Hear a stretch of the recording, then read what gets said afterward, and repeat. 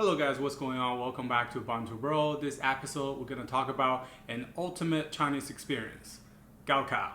So this week on 7th and 8th, 10.7 million high school seniors are participating in the annual National College Entrance Exams in China, aka GaoKao. Because of COVID, the students are taking the exam 1 month after the original scheduled time, and at every testing site there's temperature screening and extra distancing measures. Just to put into perspectives, there are 10.7 million students taking GaoKao in China.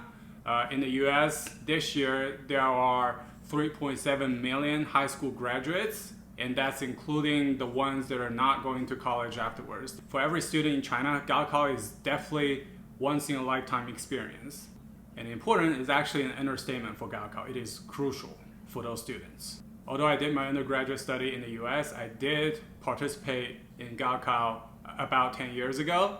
So I do have some personal experience on that. So I'll definitely talk about how crucial it is later in this video. But before that, let's talk about how does it work. So GaoKao is essentially the one-shot exam for graduating high school seniors. So usually it's scheduled for 2 days. So for the exam format, there are 4 subjects in general across the board for the whole country. So on day 1, the morning subject is Chinese. So the students are going to be tested on Asian Chinese and then modern Chinese. A big topic on Chinese Twitter every year during GaoKao is definitely the subject of the essay. So here's one of the essay topics for this year's exam. There are multiple test versions depending on where the students are.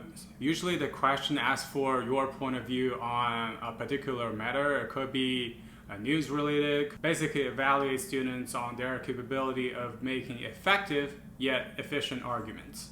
The afternoon subject of day 1 is math, and it consists of algebra and geometry. And here's what a sample question looks like. It's pretty hard. I would say it's definitely harder than the American exams. Now day 2, the morning subject is how we call it a comprehensive exam. So that's the only subject students can choose between liberal arts and science, and it's worth 300 points. So for liberal arts, the mini subjects are politics, geography, and history. And for the science track of the comprehensive exam, it has physics, chemistry, and biology. The afternoon subject of day 2 is English, and this is the sample question in the listening section. James, you've been watching TV for the whole evening. What's on? It's a science program on the origin of the universe. I'll give a presentation on it in my class tomorrow. So after the 4 subject exams, the students are basically free. They are liberated, right? So what happens afterwards? That's the entire admission process. So after GaoKao, every student will get a score, right? That's something out of those 750 points. And that score is pretty much the only thing that's going to be used to match against their choice by school and by major. Let me just talk about the choice a little bit. So before 2006, the whole country used the sequential choice system. And let me just give you a quick example on how that works. Say there are 2 students, student A and student B. So student A's first choice, for example, is Tsinghua's architecture major. And that's usually considered a top choice for both school and major. Say his second choice is another school's architecture major, which means that school's score line is usually lower than that of Tsinghua's architecture. And of course, that student has choice 3 and choice 4 and so forth. So now, say student B puts student A's second school's architecture major as his or her first choice. And suppose student A scores higher than student B on GaoKao. Student A's score just fell short of Tsinghua's architecture major. So he couldn't get admitted to Tsinghua's architecture. So basically, he didn't get his first choice. So now, according to sequential choice system, student A is now evaluated by his second choice. Now, because student B puts the same school's architecture major as his or her first choice, he or she gets priority on that school, that major, over student A. That's how the choice system used to work. After 2006, there was a reform that changed the sequential choice system to parallel choice system. So now the way it works is student A scores higher than student B on GaoKao, so he gets to be evaluated on all his 4 or 5 choices. And then student B gets evaluated on which school and major he or she could get to based on his or her GaoKao score. So after the choice evaluation, students' profiles are drawn by their admitted school, and then the school sends out the letter. So that's normally how the admission process in China works. I'm not getting to the nitty-gritties because I can totally use a whole episode to talk about that, but I'll just keep it simple for now. So as you can see, GaoKao is basically a cookie-cutter approach to select students based on one exam alone. It's not like here in the US, students do have their SAT or ACT scores, and schools just set an imaginary bar. Once they reach that threshold, there are other things that they can be evaluated against, like personal statements, like essays, right? That definitely sounds like a more reasonable, more well-rounded system to evaluate students. And we know that.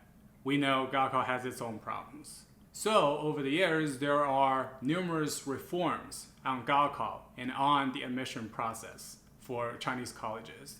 The first major reform is what I just talked about. So it changed from the sequential choice system to the parallel system. And that makes it so much easier for students to submit their choices, so by school, by major, before they take GaoKao. So that alleviates a lot of pressure from students who are already super stressed on throughout the year. The second major reform is the independent recruitment from each individual university, or usually the better universities. So in the spring semester, usually around February or March, so those schools can administer their own exams or interviews based on the subjects they value more. For the science schools, they usually do written exams similar to GaoKao, but with harder questions. For some liberal arts schools, they sometimes do interviews that evaluate students outside of textbook. I've actually done both types of independent admission or recruitment, so I've taken written exams and interviews. That's a pretty unique experience to have. If you get a good score from those independent recruitments, you will get a performance-based bonus. Once you reach a certain bar on that school's GaoKao line, you will get extra points when being evaluated against your choice, so by school, by major, or you'll get admitted right away. So finally, some things to consider. First of all, going back to what I said earlier, how crucial is GaoKao?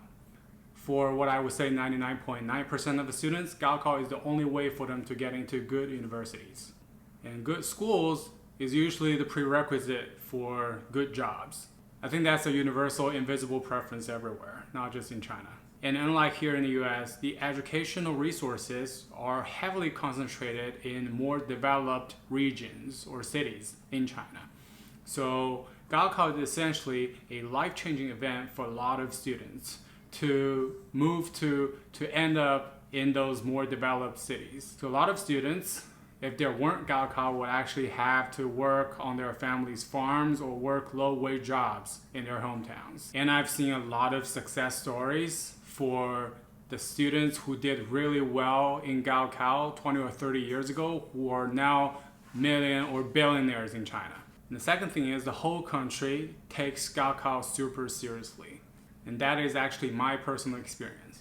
In those 2 days every year, around those test locations, the police would actually set up no honking zones or quiet zones so that cars or even buses wouldn't be allowed to honk in those areas in order not to disturb students. And parents would actually take days off to accompany their children to GaoKao and wait outside of the test locations. And then this is actually one of the most moving images in China, in my opinion.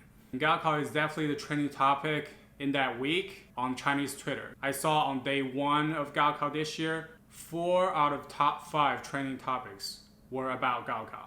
As I mentioned earlier, the guaranteed trending topic right after the Chinese subject exam will be the essay topic. And one interesting thing is GaoKao actually keeps several industries alive or even thriving. For example, there are hundreds of thousands of different kinds of reference books and practice books on the market.